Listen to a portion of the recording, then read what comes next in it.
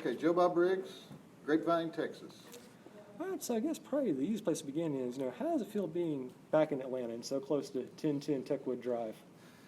Well, 1010 Techwood Drive which is the country club that Ted Turner bought and turned into the headquarters of Turner Network, is dear to my heart because I would always go there for meetings, but the show was actually never filmed in Atlanta. It was always filmed in Dallas. And the reason for that is I had a show called Joe Bob's Drive-In Theater on the Movie Channel, and when it got canceled, the programmers at TNT called and said, "Hey, would you like to do another show?" And I said, "Sure. What kind of show you want to do?" And they said, "Exact same show." And so I said, "Okay, good, because I've got the sets. We're all set." And so we just kind of moved over. We just kind of used the same sets that we were using on the Movie Channel, and they were all in Dallas. And so we continued to shoot in Dallas. But I would come into Atlanta all the time to shoot promos and other things and to have meetings. And I always, it was always like a vacation to come to Atlanta. I would stay in Midtown, often at the apartment that they bought for Robert Osborne. They bought a whole apartment for Robert Osborne in Midtown. And so other people, when Robert wasn't using it, you could use the apartment. So I've spent many happy days in Atlanta while I was working on the show. That was back when Ted actually owned everything. Ted Turner actually owned everything. And during the 18-year stretch from the end of Monstervision to the start of The Last Drive-In, did you ever think you would have a career resurgence like this? No, I was completely... I had gone back to my writing career, my serious journalism career, and I would occasionally do the nostalgia convention or something, but I wasn't really planning on doing any more TV. And it was actually Diana Prince, who is known as Darcy the Mail Girl on the show, who was instrumental in talking me into coming back. And when the offer came from Shudder, it was assumed that it was just going to be a one-time deal, just a special of some sort, just a nostalgia special. So yeah, everyone was overwhelmed when it was when people wanted to see me do the show for the third time. I've basically done the same show 3 times on the Movie Channel, on TNT, and now on Shudder, and the show hasn't changed that much. And I was wondering, Darcy, if you'd like to get involved. Can you tell the story of how you two actually met and started becoming business partners? Yeah, well, not business partners. I mean, we're just on the show together, but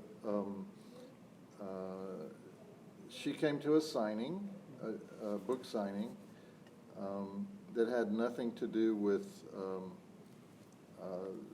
Monstervision or Joe Bob Briggs, but she came in a mail girl outfit to the signing. And so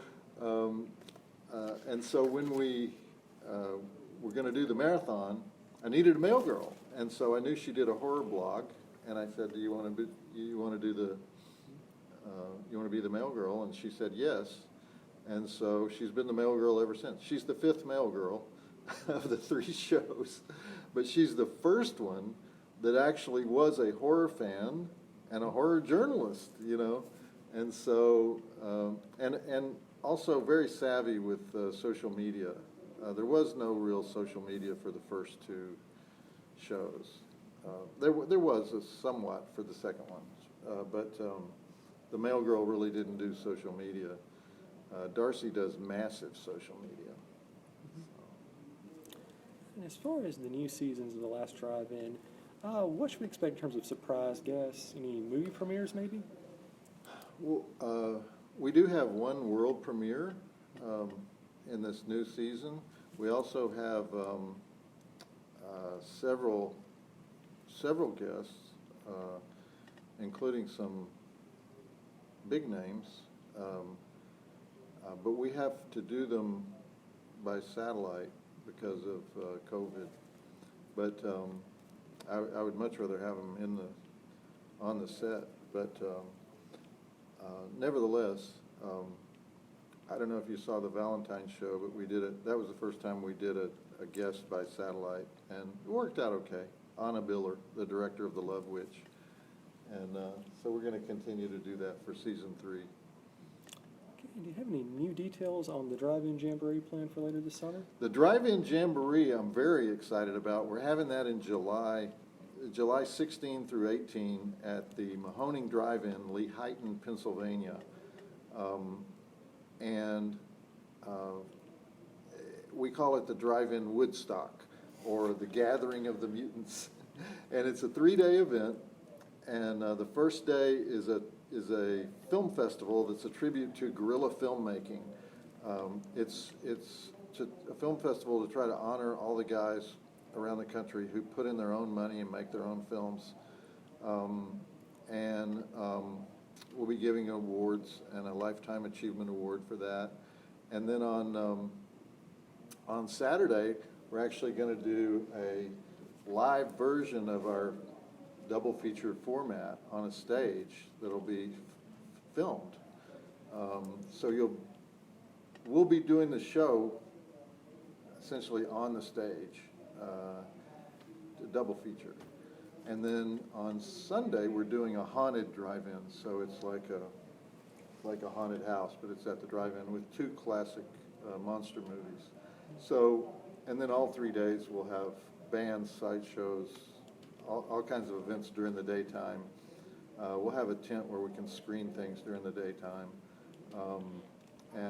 It's just a big festival of last drive-in enthusiasms. Okay, do you have plans for any future similar events later in the year or 2022? Future similar events? Oh, yeah, as far as similar gatherings. Well, we're calling this the first annual, so I guess, that means we need to do it in a year later. So, assuming it's successful, we'll certainly continue to do the festival, because that's a big cause of mine, to sort of help these guys market their films. What typically happens to a guy with a no-budget film is he makes the film, it's a good film, and he has no marketing budget, and so he ends up giving it away to Amazon or Netflix, essentially. It'll run for 3 months on Amazon or on Netflix. Nobody will see it. He won't make any money, and then it'll disappear. And I feel like there's got to be a better way for getting the word out on these movies. We live in the age of social media, but this is an example where we're in this transition period where you can buy social media. So the guys with the big marketing budgets still win. Even though social media is available to everybody, the more money you have, the more you can do for your film. And so the studio films still get all the attention and all the money. And so what we're trying to do is create a new marketing system for guys at the bottom of the financial ladder. Yeah, and obviously there's been a lot of impacts on the movie industry in the wake of COVID-19, particularly when it comes to the independent and exploitation films. Do you see there being a more level playing field for distribution after COVID-19? Well, no, there's not a level playing field, but I would like to level the playing field. Now, one good thing that happened is that the drive-ins made a big resurgence, because for a long time there was a drive-in was the only place you could go to see a movie other than streaming. And so a lot of people rediscovered the drive-in. I think that enthusiasm for the drive-in will outlast COVID. So that's a good thing, because drive-ins are mostly owned by individual operators and mom and pops. There are no big chains of drive-ins. And so they're able to program things that you won't see programmed at the local multiplex. And so it's a great resource for the indie filmmaker, because it's a place where you can still go and talk to the guy and try to get him to show your film. So a lot of what we're doing with the Indie Film Festival is to try to make these connections for people, so they can, we can start getting some variety into the marketplace. I'm just as big of a fan as everyone else of the Marvel films or the $100 million blockbusters that come out in the summer, but I can't say I'm not happy that they took a hit, and it opened up the marketplace for less elaborate, less expensive films. How would you describe working the convention rounds post-COVID? Working around what? Yeah, what's it like working the convention rounds post-COVID? The conventions haven't changed that much, and the people who come to the conventions haven't changed that much. We just try to obey the rules and be safe. And most of the conventions are not back in operation yet, but there are a few around the country that are in a place that has liberal enough rules that they can survive. So. And obviously you can skip this one if you'd like, but would you like to share your own personal experience with COVID, what that was like? Oh, I had COVID in April, and it was not serious. I mean, it didn't lead to hospitalization. It was just some annoying symptoms, usual symptoms, and I don't talk about it a lot, simply because I think people do need to wear a mask until this is over, and I don't want to put the idea out there that you can get it and easily walk away from it, because a lot of people can't, and you don't know who can and who can't, and so I'm all for continuing with the mask mandates until we get herd immunity. And according to Dr. Fauci and some of the other experts, we'll have herd immunity by June, and I hope that's true. Okay. All right, and what would you say are your favorite and least favorite parts of doing the convention rounds? Favorite and least favorite what? Your favorite and least favorite things about doing the convention rounds. My favorite thing about doing the conventions is having the direct contact with the fans who are always telling me things I would never otherwise know, and who frequently have watched many more movies than I've watched. I mean, they're constantly stumping me, telling me, have you seen this, have you seen this?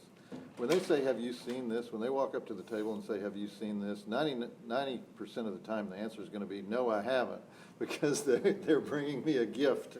Here's something you need to watch. And so that's an advantage. There's really no downside to the conventions. I would like for them to.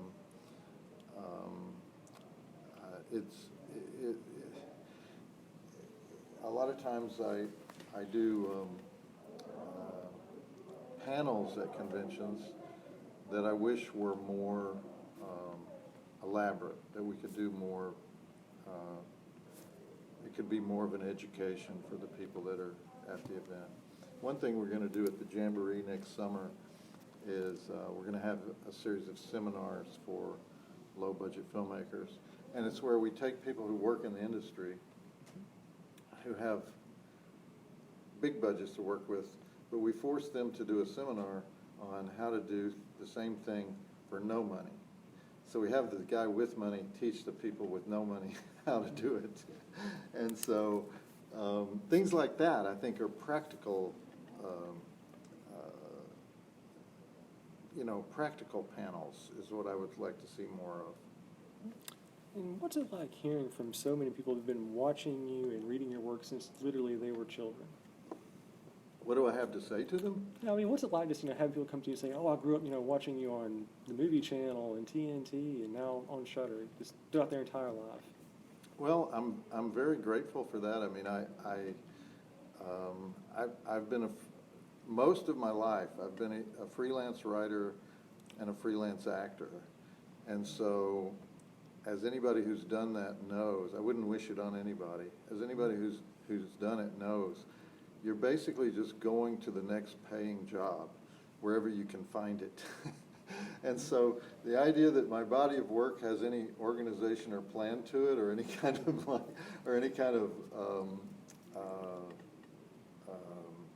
overarching theme that people notice, I'm amazed. I'm amazed that it does. But they will say to me, "Oh, I always sought out your work. I always," and I'm like, I'm so grateful for that, because it was hard to find. I've probably written for 200 different publications, and I've probably been on, I don't know, 50 different shows. And so for anybody to know what all that stuff is and find it, I'm in awe. I don't know where all of it is. I have a fan and a friend in Ohio who's trying to put together everything I've written, and I've tried to direct him to where it might be, but some of it is in, like a magazine I wrote for the U.S. Tennis Association, or the Toronto, a tabloid in Toronto, or something, and I said, "You're never going to find this," but sure enough, the magic of Google, I guess. I don't know what he uses, but sure enough, he finds stuff. He finds articles that I have forgotten I've written from decades ago. And do you have any plans to do any additional writing, any new book ideas or compilations? The main thing I'm doing 2 books. I'm doing a compilation of the best of, like a highlights writing book. I don't have a title for it yet. And then I'm doing I'm reprinting the original book, Joe Bob Goes to the Drive-In, and actually expanding it, because there were a lot of things that were left out of the first one. It was a collection of newspaper columns, but because it was done on the fly, a lot of them were left out, and a lot of the material from the columns was left out. So we're adding it all back in, and so it'll be a new expanded edition of Joe Bob Goes to the Drive-In. All right, and just to wrap up, will there ever be a point in time where you will actually retire the Joe Bob Briggs persona, or is this going to be an indefinite thing? No, I can't imagine ever not doing it. It actually makes me uncomfortable when people come up to me at the convention and refer to me as John Bloom. I don't know what to say. And so, no, I'm fully comfortable with performing and going on as Joe Bob. All right, I'll let you have the final word here. Anything you want to say to the horror community out there, or just general public? No, just the drive-in will never die.